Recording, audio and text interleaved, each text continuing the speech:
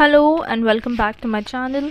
So today we'll be continuing the same lesson that I had done the last time. It was Balai, and in case you have not watched the first part, I request you to please go back to my channel, watch it and come back here.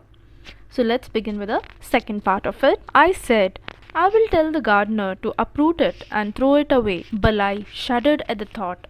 He implored, Please uncle, I beg you, don't uproot it. I said, That's nonsense.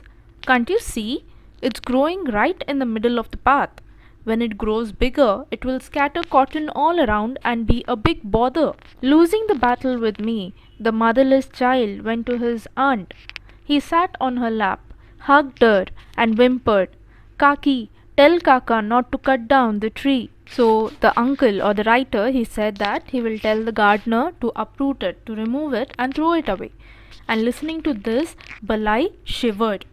He was scared and he started begging his uncle, please don't uproot it, don't remove it. So the uncle responded by saying, That's nonsense. Can't you see that it is growing right in the middle of the path? And when it grows bigger, it will scatter cotton everywhere and it will be a bother. It will be a mess. We have to clean every now and then. It will be a big trouble to us. Now, losing this battle with the uncle, he would go to his aunt, and he was a motherless child.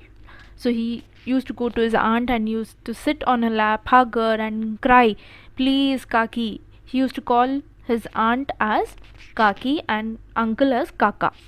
So he would say, Please tell Kaka not to cut down the tree. That was the right diplomatic move. His aunt told me, Leave his tree alone, please. That's what I did. I probably would not have noticed the plant if Balai had not shown it to me. But since he had, I noticed it every day. It grew shamelessly and became quite tall within a year. It also grew to be Balai's dearest plant. The tree looked perennially stupid. It stood stubbornly in the same inconvenient spot and grew taller and taller every day. Anyone who saw it must have thought it an eyesore. I proposed the death sentence a few more times. I also tried to bribe Balai by promising some very beautiful rose plants in place of that tree, and what he did was the right move. It was the perfect diplomatic move. And his aunt told me, Leave his tree alone. Don't do that. And that's what he did. Uncle had to listen to what the aunt had told him. And probably this person or the uncle, writer, he would not have noticed the plant if Balai had not shown it to him. And after he had shown him, every day he used to notice it. And within a year it had grown quite tall. And it was Balai's dearest plant. He loved it. And every day the tree would grow taller and taller, and whoever would see it, they would say it's beautiful, but for this person it was on the middle of the way, so he was not happy with it. And many times he had told that he is going to remove that tree. He had pronounced the death sentence of that tree, but again Balai would not allow that to happen. The uncle had also bribed Balai by promising that if he allows him to remove this tree, he is going to replace them with some beautiful rose plants. Then I said, All right, if you want a silk cotton tree, I will plant another sapling near the fence. It will look nice there. But Balai recoiled every time I suggested cutting down the tree, and his aunt said, Come on, it really doesn't look that bad. So finally, uncle was like, Okay, if you need a silk cotton tree, I will get one more plant and I will plant it at the fence, but I will remove this, it looks very odd. And again Balai would recoil. He wouldn't listen to him again and he would cry, and Balai's auntie would finally tell the writer or her husband, like, come on, it doesn't really look that bad, let it be. My sister-in-law had died when Balai was a few months old. Probably because of the shock, my older brother took a sudden desire to go to England to study engineering. The boy had grown up in my childless home, nurtured by his aunt, my wife. Around this time, my brother came back after 10 years in England. He decided to provide British-style schooling for Balai, so he took him to Shimla with the idea of later moving to England. Balai wept at the time of leaving his aunt. Our home became desolate. So the writer's sister-in-law had died when Balai was few months old. She was the mother of Balai. It was a shock to his elder brother, and because of that, his elder brother had taken a sudden desire. He went to England to study engineering. Now, since the writer and his wife didn't have any children, they looked after the boy, they nourished him, and they had become really close to each other. After 10 years, his brother had come back from England and he decided that he will provide British style schooling for Balai. So the brother, that is the father of Balai, he took him to Shimla with the idea of later moving to England. And at the time of leaving, Balai cried a lot. The house became completely empty. 2 years passed.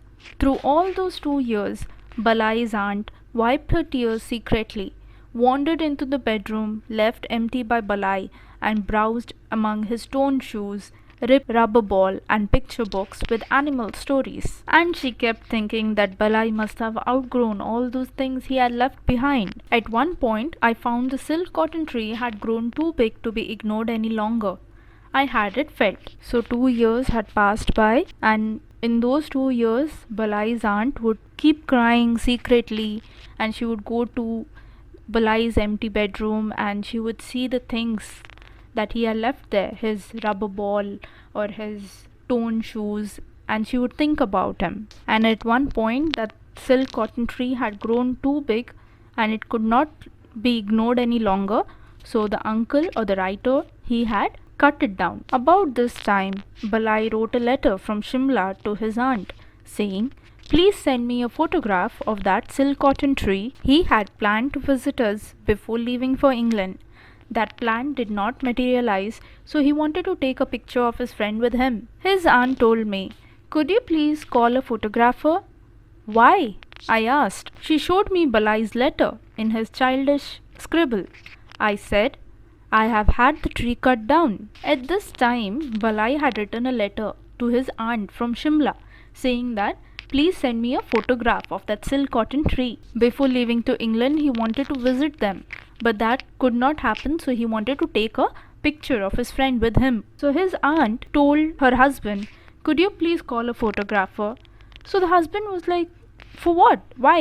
Then she showed that letter, Balai's letter, to him in his childish scribble. So he said, "I have had the tree cut down." Balai's aunt refused all food for 2 full days. Even after that, she did not talk to me for a long time. When Balai's father took him away from her, she had felt as if her lifeblood was being drained. And then, when Balai's uncle removed forever the tree that Balai had loved so much, her whole world felt the blow, and her heart took a wound. To her, that tree had been the image of Balai, his life's friend. So after listening to this, she had refused all food for 2 days. And after that also, she did not talk to him for a very long time. So when Balai's father had taken him away from her, she already felt that entire blood was being removed from her body. She had felt that emptiness there. And then when Balai's uncle had removed that tree that Balai had loved so much, she felt like her entire world had crashed down. She could not bear it. To her, that tree was not just a silk cotton tree. For her, it was the image of Balai. I do hope you have understood this beautiful chapter. In case you have any doubts, you can comment below. Do keep watching for more videos and do subscribe my channel. Thank you and stay safe.